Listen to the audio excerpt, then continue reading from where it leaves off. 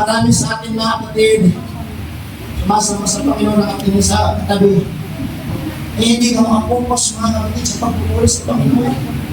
Lalo na sa panahon natin ngayon, iniisip natin na araw at gabi mga kapatid ang nangyayari sa ating bansa. Na dapat sana yung mga taong pagkatiwalaan natin. What's happening mga kapatid? Punong-puno tayo ng discouragement na nakikita natin. Kaya habang tayo nasa loob ng church, mga kapatid, nalugpong tayo. Nandiyan pa yung company, nag-overtime ka na nga, pero wala pang sahod. Nagnegosyo ka mga kapatid, lahat may bank naman. Kaya walang nangyayari sa buhay. Hi.